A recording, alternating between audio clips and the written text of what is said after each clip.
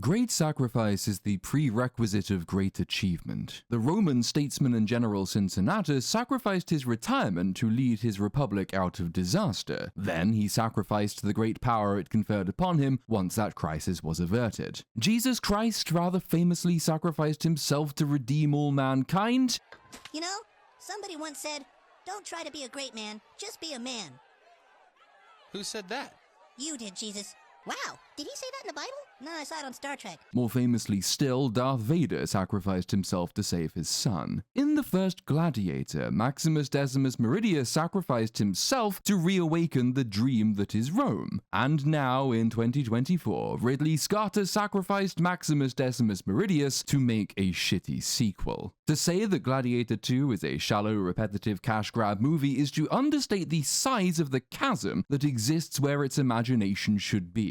If you've seen the first movie, you've no need to fear spoilers in this video because you've already seen this one as well, except that you saw the better version, the one where they actually bothered to add in character and theme and a little bit of world building. You saw the version of Gladiator that respected itself. Here for your horror is a summary of both movies. We begin with a few paragraphs of text setting the scene. We cut to a shot of a man on his farm, and then to preparations being made for a great battle between barbarians and the vastly superior Roman forces. As a consequence of that battle, the man's wife dies. He periodically dreams of her waiting for him in the afterlife. The man is taken as a slave and is purchased by a wily ex-gladiator who sees potential in him. He proves himself in his first arena match in a backwater North African village, where after he is taken to Rome to fight in the Colosseum itself. But Rome is under tyrannical rule. The emperor is vain, cruel, and spiteful, and leading his empire to ruin. The dream of Rome appears to be dead. The emperor and the gladiator meet. The emperor demands the gladiator tell him his name, and he refuses.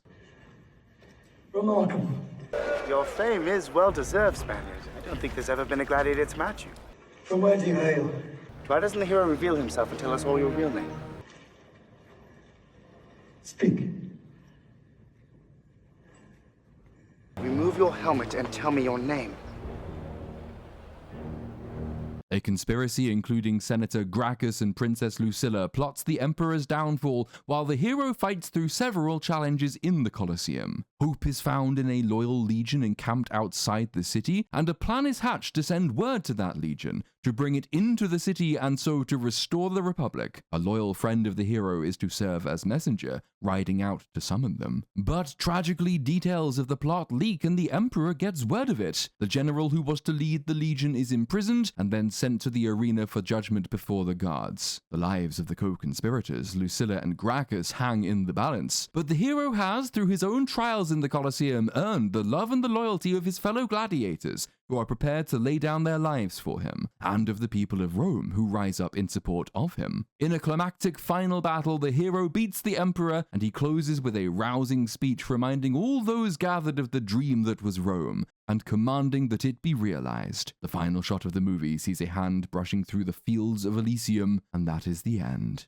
I repeat, that is a summary of both movies. Every single one of those beats is in Gladiator 1, and every single one of those beats is in Gladiator 2. Oh, it's so easy to write screenplays these days, you don't even have to try. Ridley Scott would be justified in suing himself for copyright infringement. A Chinese knockoff would be more original. Even a Disney live-action remake would have more artistic merit. The differences between these movies, such as they are almost entirely superficial. The character of Maximus has been divided in two. The gritty warrior motivated by revenge, well, that part of him is given to the character of Lucius, returning from the last movie, who is now confirmed to be Maximus's son, while the noble and principled general who serves the people of Rome aspect of Maximus is given to Pedro Pascal's new character, Pedro Pascal. Nothing is added to either of them. They take on no additional aspects of personality or motive, and so the rules of mathematics have it that a divided whole gives you two halves, in this case, two half-formed characters. Rather than being murdered in an act of betrayal, Lucius's wife is a lady soldier, inevitably, in North Africa, who dies in the opening attack, but otherwise it's exactly the same. Wife dies, revenge motive is born. Rather than fighting men in the arena, her, Lucius spends most of his time fighting horrific CGI animals, because everyone knows that's better. The gladiatorial contests in the first movie accomplish important character and thematic work, showing how Maximus earns the loyalty of his fellow gladiators and reawakens in them the spirit of Rome itself. Lucius, by contrast, well, he fights baboons for some fucking reason, and sharks, also for some fucking reason. A similar act of division is committed on the character of Commodus, who is now to be found in the twin emperors Geta and Caracalla. In this case, however, all the backstory elements are lost in the split. So while Commodus got his scene to establish his tragic origin, the son who so desperately wanted to be loved, to be worthy of his exalted father's esteem, that he is driven to great evil by neglect, well, the twin emperors get precisely nothing of the sort. They are introduced as chaotic, selfish, and evil,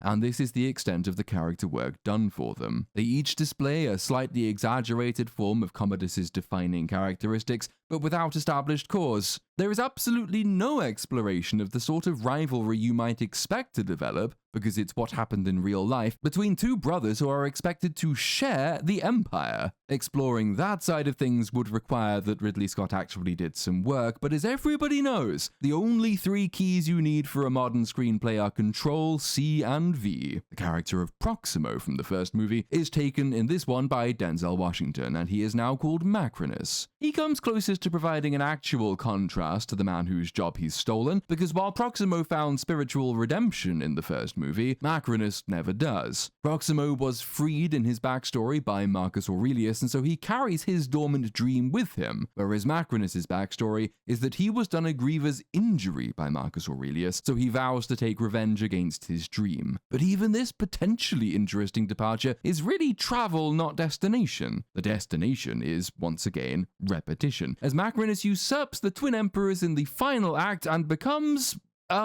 Commodus again. This means that the closing battle, an altogether cheaper affair than its predecessor, is just Maximus versus Commodus again. Lucius playing the former role and Maximus playing the latter. What we've witnessed until this point is a hollowed-out version of the same story, with the odd departure being nothing more than a contrivance to maintain the repetition, which otherwise threatens to come off the rails because it's shorn of its original context, meaning many characters make the same decisions as we see in the first movie, but without equivalent reasons for doing so. All subtlety is, of course, stripped away because it's the modern day. From the comically exaggerated emperors to the threat against Lucilla, who is literally tied to a stake in the center of the Colosseum toward the end of the movie in order that the audience understands that her life hangs in the balance, unlike the first movie where she was not literally tied to a stake in the center of the Colosseum, and we still understood that her life hung in the balance. She should already be dead by the time we reach this point in the movie, much as Commodus threatened her life before the first film's climax, so Maximus visits her in a cell and tells her that she is the one thing standing between he and the throne. Except that in this telling, Maximus has absolutely no reason not to have her killed right there and then. It's just that the movie isn't ready for him to do that, so he doesn't. He walks in, he tells her she has to die so he can take power because she's the only thing that is a threat to his power and the only thing standing in the way of him in power, and then he just walks off and he leaves her alive. And he's the smartest character in the movie. But repetition isn't just tedious, it is also damaging. The biggest slight the movie makes is that it takes Maximus from the noble soldier who, in his self-sacrifice and his refusal of power, embodies the best of Roman virtue, and it makes him a complete and utter failure. Gladiator 2 accomplishes this with a flashback that extends the finale of its progenitor movie. You'll remember the scene. Maximus has defeated Commodus, but he is succumbing to the poison. He tells Lucilla that Lucius is safe. He reminds the Romans of the last words of Marcus Aurelius and commands them to live up to his high standards. All those gathered, soldiers, senators, the Praetorian Guard, the mob, they unite to carry Maximus off to his final rest, symbolizing the victory he has won for Rome. It is for Rome, and the dream of Rome, that he fought and died, and his reward is the implied spiritual renewal of the eternal city. He has reminded it what it is supposed to be. Gladiator 2 plays all this out, and then it carries it on. Lucilla leaves the procession Julian carrying Maximus away to take little Lucius out of the arena. She sends him off and into exile because his life is still in danger for some reason. Rome thereafter falls to the despotic rule of the vicious idiot twins who embody the same vanity and corruption Maximus gave his life to defeat, and the empire is returned to poverty and spiritual decay, meaning that both aspects of Maximus's victory, saving Lucius, who we now know is his son,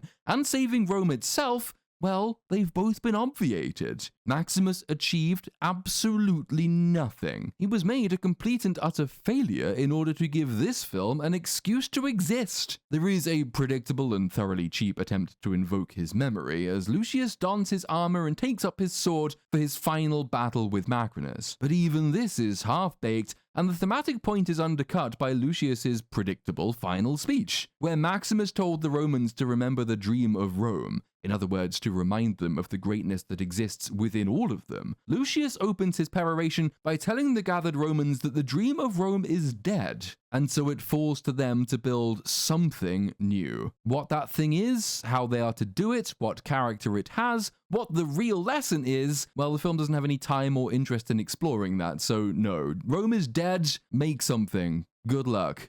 Pronouncing the death of the very example you're invoking for fan service is an odd way to go about honoring the man who made it all possible, but it is the way the film has chosen. So Maximus was a failure, he achieved nothing, his dream is dead, and a vague and tedious future is being augured in by a generic replacement who stole his armor to give himself a bit of historical legitimacy. It's certainly a fitting end to this movie.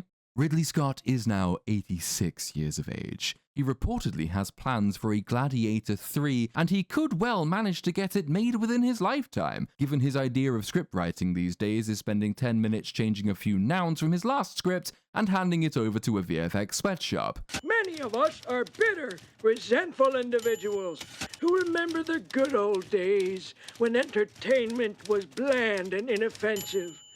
The following is a list of words I never want to hear on television again. Number 1, brah.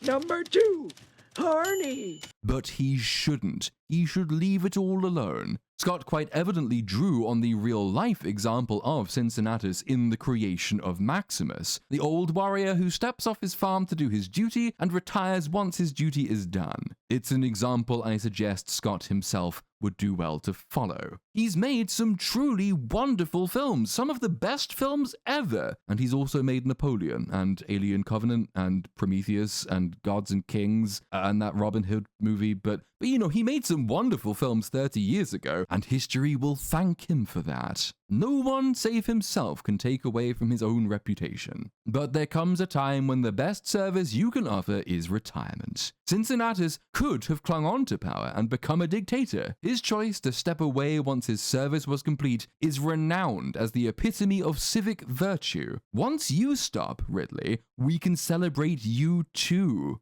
Please, for your own sake and ours, fuck off.